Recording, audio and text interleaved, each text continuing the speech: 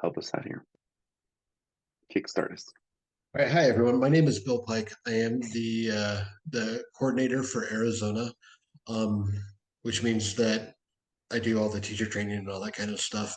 I'm also the chair for the National Curriculum Committee, where we're trying to create resources for you to use in your classroom with your students as they're doing the NEDC. And hello, everyone. I'm Luis Topete. I am the program director, the Mesa College Prep director over in San Diego, California, Mesa. I'm also the co-chair for the National Engineering Design Competition Committee, which pretty much their goal is to um, update the rules, listen into teams and teachers, and make sure that we're revamping um, um, the rules and make sure that um, we consider some of the areas that can improve in a nutshell. All right, so let's talk about the poster. So I don't know how much you know, but usually posters are a standard in presentations, high school, college, industry. And so we want to make sure that our students get that exposure to that. And so, the poster has been part of the NEDC for a long time. And we always try to take what we hear from you, the teachers, from the students, from our industry volunteers, from judges, and really trying to make something that our students are getting that experience now for something that as they go into STEM in the future, they say, oh, I remember doing this in Mesa. So here we are. So this is the first page of the rubrics. And it's a pretty standard. It's been the same for a while, but there are some definite changes that were made in here, specifically coming down to visual elements. So we're going to talk a little bit more about what that is and why we made those changes. But what we really want this to be is an opening snapshot for anybody who's walking by for what the project is, so they can stop, take a couple minutes, learn about the project, and then engage with whoever's looking at it to start having a conversation and asking questions and showing off the awesomeness that they've created. And so that's really what the whole poster is about. And so as we look through, what are we addressing? Who are or what's our objectives? What's the requirements for our users? Because they could be addressing something that you may know a lot about, you may not know a little about. But what do the users want them to do? What does their prototype look like? A little bit more detail about it. Um, how do they move through their design process? And what's their testing process? And then we get into the visual data. And when we look at the visual data, we want them to give some very sort of specific data about what they've done here. So if you look at that first one, um, we're looking at oh, and then as we Sorry, come to Bill. this, Was that already for the poster or the one before? that was going back to the one before. So when we're looking at the visual elements, we want to make sure that they're being very specific about what they are addressing and what that data that they're showing is. And they can present their data in any way. It could be a table, it could be a chart, it could be a graph, it could be whatever, because it ties back to how they do their testing. But we are wanting to be very specific about this is what their data is going to be. All right, now I'm ready for the next slide, Luis. And then here's just some of those, I like to call them gimme points. Um, is it the right size? There's a template. It's always the right size. Are they talking about their names and their school name? And do they have that official logo on there? All of which hopefully they're putting in their project right away. Um, one of the things that I'm a big believer in is that, let's take a look at some examples of what does a poster look like, and then give your impression of this. So we want a poster to not be very wordy. We want it to be short and succinct to begin to be a conversation starter, and then to start interacting with the students to be able to start having conversations. So what I want to do at this point is look through some examples of some posters and say, would this be a good poster? Yes or no? Um, and then we'll talk a little bit about that. So in the chat, give me we'd like to hear some reactions here. Yes, it's a good poster. No, it's not a good poster. Or, oh, because I mean that's a fair assessment. Um, so get ready to evaluate. So Luis, next slide, please. All right. So let's take a little look at this poster. And in the chat, please say, yeah, I like this poster. No, I don't like this poster. I If you have a do quick I'm sorry, I have a quick question. This is Cheryl from Maryland. Maryland has switched to electronic posters. Are all of these physical posters? so that's going to be a state decision. The template that I'm going to share with you in a little bit is a digital template. And then we're going to talk a little bit more about what happens moving forward. So definitely talk to, well, Amanda just left. So talk to Dwight and ask him, what's the process going to be if you end up going to nationals. Oh, okay. Okay, thanks. I just wanted to say that those digital posters that are that same size can be printed out on a board. Just wanted to say that. Yeah, there's a lot of different options you can do with a digital poster, and so that's where digital is a little bit easier. So you're definitely right, Lucy. So thanks for sharing that. All right. So as I'm looking through the text coming through there, I'm seeing that you've already picked up on a lot of things here. This is very wordy. This is hard to read as you're looking at this. And you're right. You're 100% right. I'm a little bit infamous in my office and in the NADC committee for saying too many words, and this is a lot of words. This is very, very, very just sort of wow, just wow. Um, I do want to point out that this was a poster from the national competition in 2020. And this is one of the onuses that we've had for changing the rules and moving away from a very wordy poster because this is hard to read. And if this is going to be some kind of conversation starter, people are going to be looking at it and saying, "All right, hold on, do I want to read it? Do I want to interact with these kids?" And wow, there's a lot to take in here. So this is 3 years ago. So now we've moved past it, so we want to get to a better spot. All right. All right, let's take a look at another poster and let's have your reactions.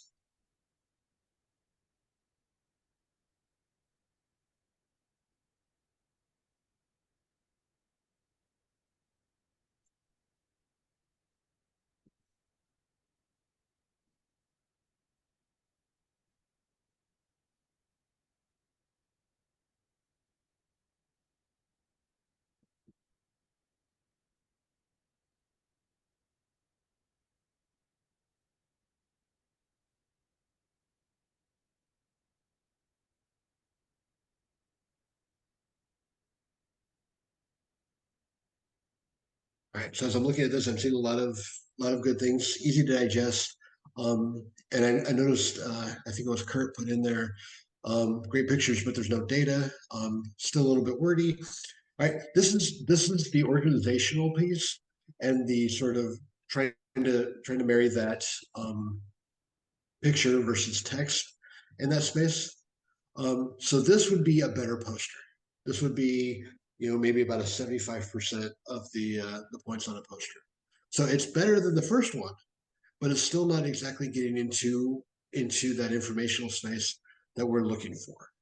So it is a decent poster. I'm not gonna if I'm gonna give this a grade, I give this like a C plus. But there are some definite rooms to improvement.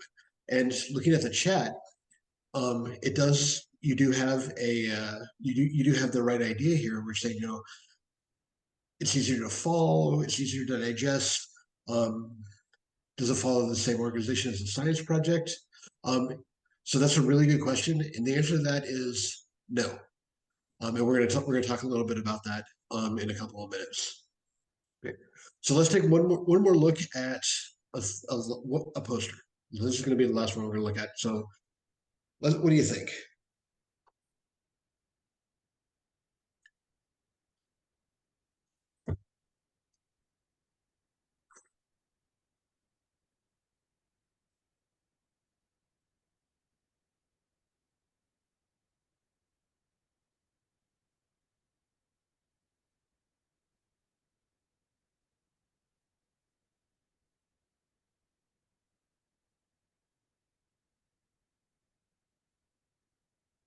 much better, eye-catching, well organized.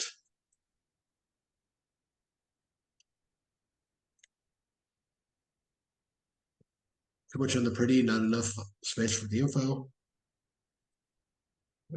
Nice organization, no data. Right.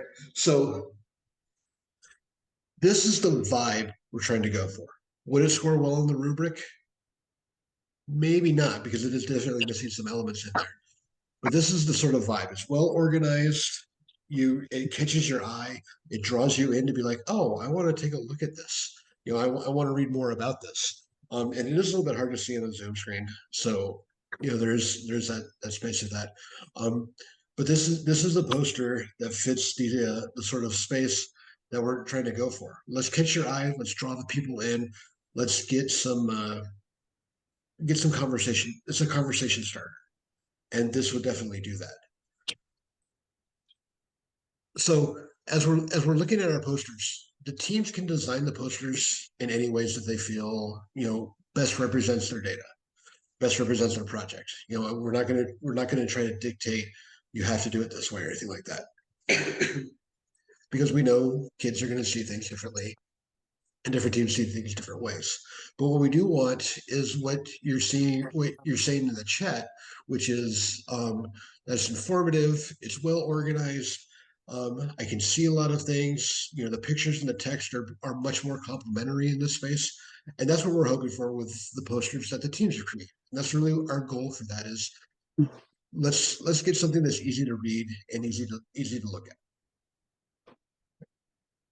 So next slide, please. Right. So looking at this, I've referenced a couple of different things. We've got some spaces here. So I really want to make sure that I give you some tools that you can use when you take back to your classrooms. Because I can sit here and say, oh, this is great. This is how you should do it. But it's really what happens when the rubber meets the road. Luis, can you click on the curriculum link?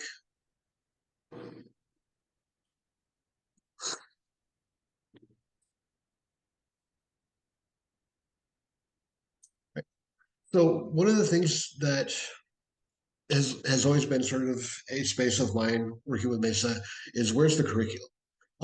Before this, I was actually a classroom teacher doing Mesa, and I wanted to know that. So we've tried to create a curriculum that's usable and adaptable for you to be able to do. So when you look at these spaces here, notice how we give you a scope and sequence, and then we've given you an informational space for 3 of the 4 spaces of the competition, which is just something you can give to students or something for yourself if you're like, I'm not quite sure what they're asking to go back and look at.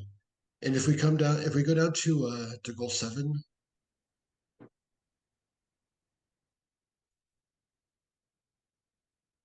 and I see a typo there that needs to be fixed because it should say module, and then click on the activities right there. So there's all sorts of resources in here for creating not only your poster, but this is also going to be part of the symposium. And so we want to make sure that as they have their poster and then they move into the symposium spaces, we have some things for students to be able to work on being able to have a conversation with some random guy who might come up and be like, hey, tell me about your stuff. So there's definitely that space that we want to make sure that there's things for you. And then I'm going to put a link to the curriculum there. This is 100% for you and 100% open source. So feel free to jump in there whenever you have the moment. And then Luis, can we go back to the presentation? All right, and then we also have the NEDC website. This is a great space because it shows what is the NEDC with a nice overview of this.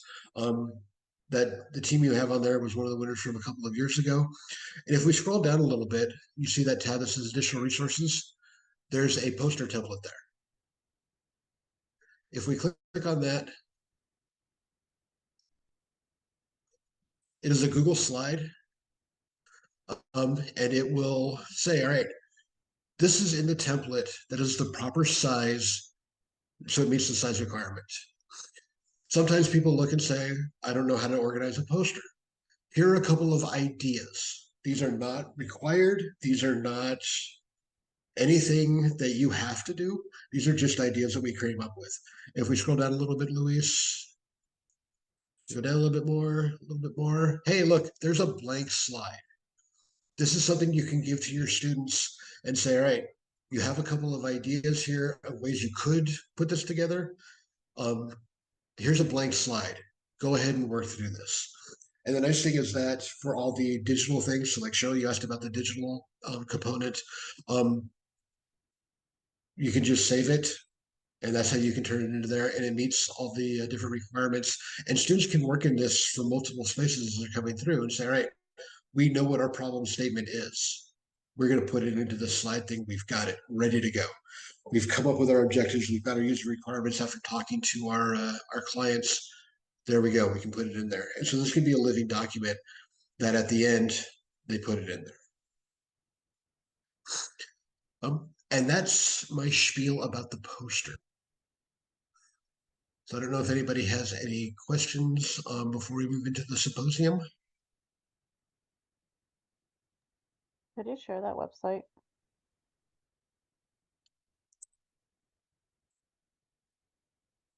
I will put a link in the chat. Give me just a second to pull it up. Thank you.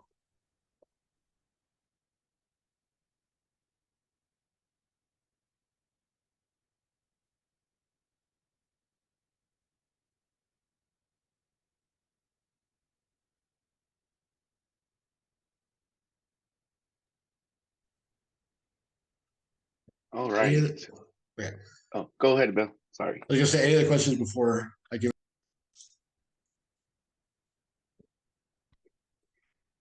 And you can definitely add these questions in the chat. We'll definitely get to them. I know that I um, had to step away from my desk a quick minute, but I will have Milagro. She just presented over at the STAR method. We've been working very closely with Symposium, STAR method. I'm gonna hand it over to her for a quick minute to step away, but I'm very trusting of her ability to share about the symposium, the major areas, and just how the symposium and its changes are truly beneficial to the teams, not just for them in middle school and high school, but as they're further building their STEM identity into college and so on. So, Milagro, can you please introduce yourself and take lead? My name is Milagro Ramos. I'm the Outreach and Success Coordinator at SDSU College of Engineering. I'm also a MESA student myself. Well, a couple years ago. B was actually my director for a few years, and now we get to work, together a little bit, which has been really, really nice. So for those of you that were in my previous session, I'm back like a bad dream. So today we're going to be going over the symposium and just some of the changes that it has gone through, some of the evolution of it, if you will. If you all remember previously, the symposium was kind of like a nice additional component that wasn't scored, but it was a very nice experience for all the students, and they got to kind of mingle and network and do all that stuff. Now it's going to be a scored component. And this is simply because if I can clicky click, I cannot clicky. There we go. Alrighty. There we go. Sorry about that. So poster presentations, and these are slides that you will see. Our colleague is going to be presenting these slides as well in the next session in breakout room 2. But this is a lot of good information to know about, and so we're going to kind of reiterate here. Poster presentations are typically done by college students, usually by their 3rd or 4th year, once they've started doing their own research or like a capstone project or something of the sort. So it's very, very rare for middle school students and high school students to have that experience unless they themselves do research in high school, like they work for a lab or, they get in with some kind of company that does research. But it is an important part of the scientific method. Poster presentation and conferences are kind of a hub for exchanging ideas and sharing new research and breakthroughs. but specifically to like what a symposium or a poster presentation is, your poster, as Bill mentioned, is that visual representation, and you and your team are stood in front of it, and you are given some time to kind of give a quick spiel, a quick rundown of the entirety of the presentation. This is going to be kind of like a very condensed timeline of when the idea was conceived to all the iterations to what the final iteration is now. This also gives students a chance to communicate their project and soliciting feedback and networking. Most of the time, symposiums and conferences are a great place to kind of further your work and also get people who are like rock stars in the fields to come up and be like, that's really cool. Have you considered XYZ thing? And it helps you kind of develop your information and research. But yeah, so I don't know, where is lagging? If I can move on to the next slide. There we go. So symposium presenting is a learned skill, like most presenting is. And again, the bulk of the presentation is done by answering questions or receiving feedback from peers, mentors, and leaders in the fields. So most of the time after you kind of give that verbal abstract, which we will talk about a little bit later, after that verbal abstract, the audience is allowed to give or is allowed to ask questions about specific parts of the poster or about specific parts of your work, any potential challenges they might have had or you might have had. And then from there, it's just kind of like back and forth, answering questions, asking more questions, so on and so forth. Now, this smaller audience, as you can kind of see from the picture, it's maybe like the two presenters and like one person that's answering questions, or maybe they're answering questions for like two people. So it allows for more personal interaction. It's less of like, here is your audience and here is the presenter. It's more just kind of a group of people all kind of like chatting. It very much just looks like a conversation. And again, as I've mentioned, it is an important part of the scientific method. The last part of the scientific method is sharing results. And along with publishing, conferences and these poster presentations take up the bulk of what it is to actually share results. So a lot of professional researchers, you'll see them kind of signing up, and maybe many of you who work at universities, are always seeing the faculty members like, oh, I have this conference, I have that conference, I have that conference, because they're sharing their results. They're or gathering new ideas to then further do research. Alrighty, so specifically for NEDC, someday I will get this to work. Haha. There she is.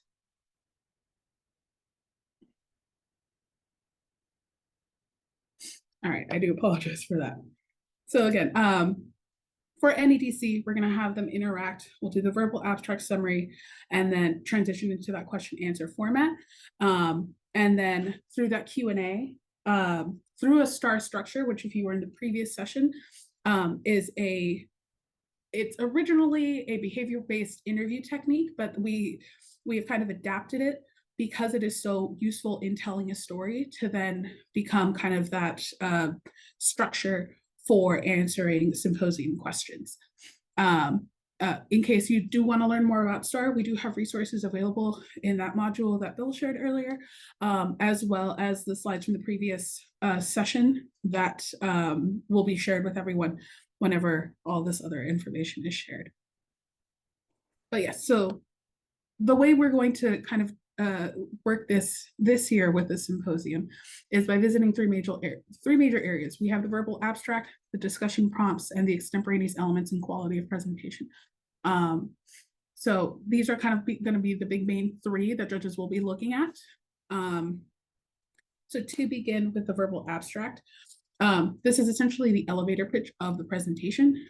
So in a symposium, when it's like a giant room filled with posters, you walk up to a poster and typically whoever is, or the team that's leading that presentation will kind of give you a quick spiel as to what their research is. And so students are expected to quickly run down the main points of the project, the what, the why, the how. This verbal abstract should very much resemble the outline of the project timeline. A good kind of tip for students is if they've written an abstract, if they can kind of just memorize that a little bit, maybe adding a few things here and there or taking out some stuff that they can talk about later. But essentially, it's just reading out the abstract of the entire project. That's what we want to know, because it kind of gives that outline of what we need to know. Now, for the rules, there is no specific time limit for the verbal abstract, but keep in mind they are limited to 10 minutes total. This is including the Q&A, and judges are required to ask 3 prompts. They might ask more if there's a little bit of time, but at the very least, it will be asking 3 prompts. So it's recommended that verbal abstract is no more than 3 minutes, maybe 4 if you're really pushing it, just to kind of make sure that there is enough time to ask questions afterward. And then the rubric here is will address or highlight the areas that must be addressed. Mostly the elevator pitch or the verbal abstract for this particular component is going to focus on kind of the reasons why, the project goals, and the design overview. And again, this should be kind of limited to 3 minutes, or if you're really pushing it. Alrighty. So the next section we're also going to be looking for are the discussion prompts. So this is going to be that Q&A portion. So after students or presenters have given that verbal abstract, it essentially opens the floor up for questions. At this point, the judges will start asking their questions. This is typically how Symposium is set up. These discussion prompts are designed to measure the knowledge of the team regarding their project by learning their decision-making process, or their decision-making and the design process.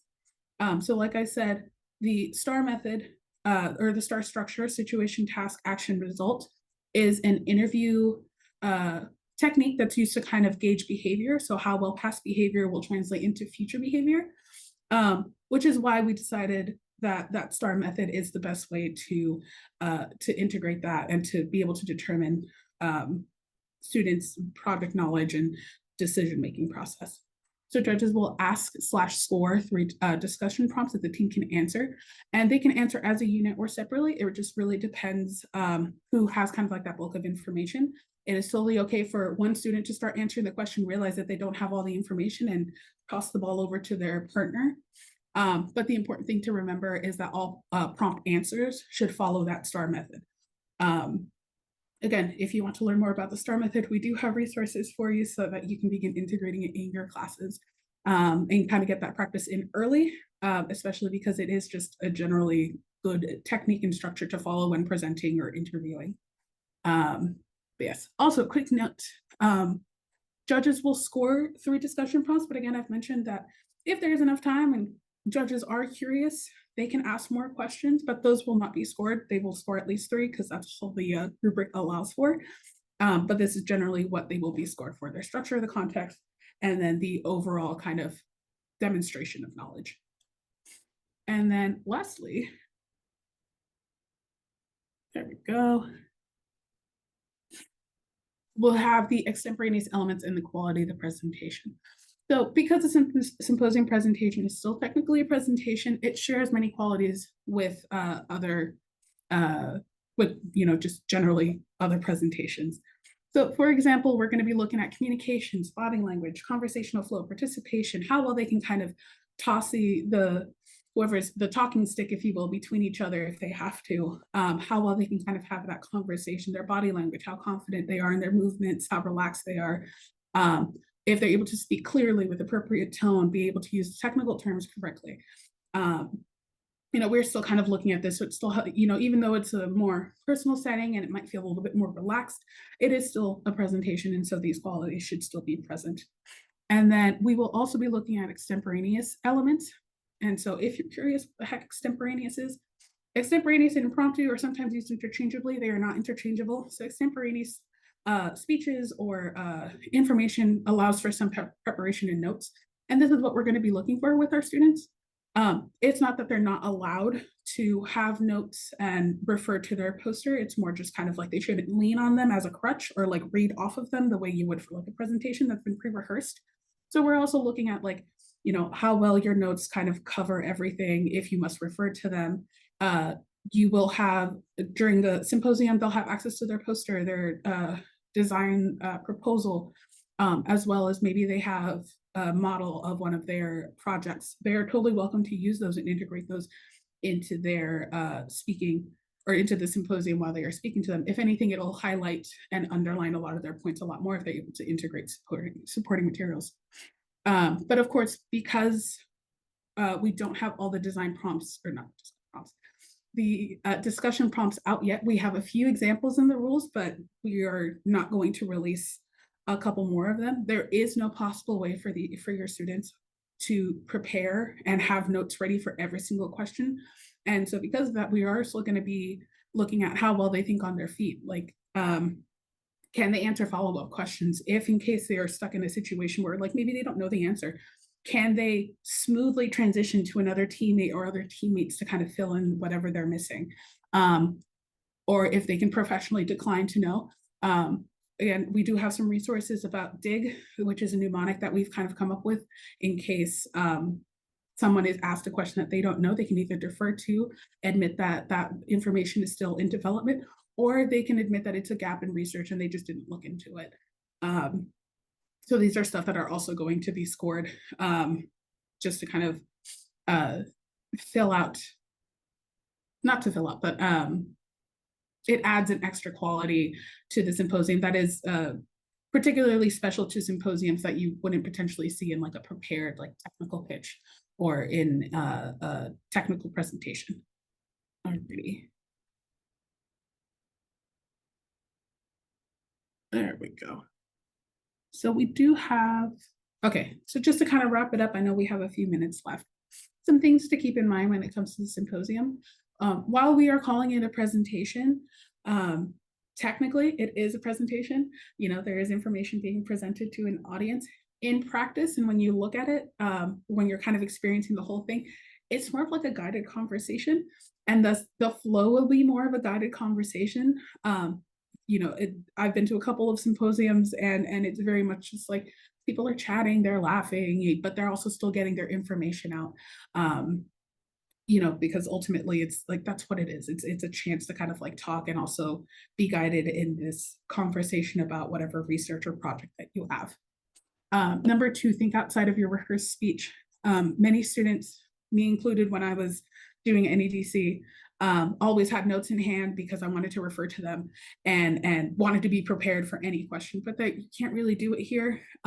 It's better to just kind of know generally the information that you need to know and be able to refer to certain notes or be able to refer to supporting materials if you must to kind of refresh your memory. But there is no way to kind of have a rehearsed speech. So being able to just kind of step away from that mindset and keep it more just like more of a conversational flow than kind of like that whole rehearsed speech with notes. And then lastly, last thing to keep in mind, always have fun, especially because you were taking part of the scientific method. Students are part of the scientific method whenever they do this. They're coming up with new ideas, they're coming up with new hypotheses, and hopefully, you know, if they decide to take this further, if they when they go to college, they could come up with a patent idea. And of course, they will have to do this all over again because sharing results is part of the scientific method, and we love to get them involved in that. Alrighty, I think this is the last slide. There she is.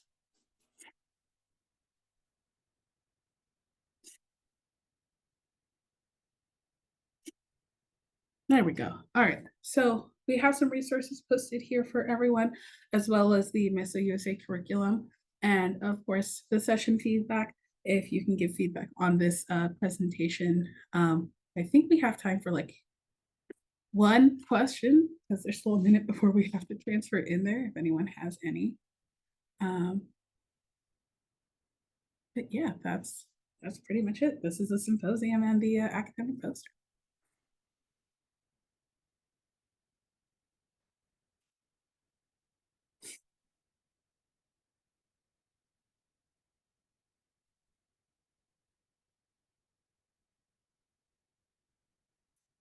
And then of course, if anyone has any additional questions, please feel free to email the NED or mesanedc@gmail.com email, and you know, ask your questions there. I'm sure they'll be forwarded to the right place. I know this is like the implementation of the symposium being scored is very different, but it is a learned skill. And I think students will, you kind of enjoy having that difference in presentations. All right, so I think at this point, we'll be moving on to the next session, which I believe is It's the design technical proposal. pitch. Design It's proposal. the design proposal. Yeah. So this room will be the design proposal. And then the breakout room number 2 is going to be telling your story with data, which is led by my colleague Eric Gonzalez from SDSU. So if you would like to know how to better set up graphs, tables, and really just tell your story with data, that would be a great resource. Yeah, I'm not sure who's leading the next presentation. The next presentation is going to be led by Manny Leon, who is the primary author of the design proposal space. Awesome. So we've got about 2-3 minutes. So if you have any questions, feel free to ask them now. If you don't have any questions, feel free to just kind of hang out and we can all just kind of chit chat until Manny gets here. I don't know, Manny, are you in the room?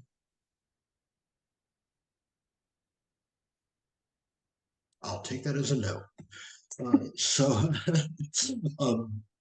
If not, I always like to make sure that I share my appreciation for being here today, because I know it can be tough after a week of teaching, and also just for the work that you're doing, because I don't know how it is in other states, but in Arizona, people are volunteering their time a lot of the time instead of getting paid to do it. So we really appreciate you for doing this. And so thank you.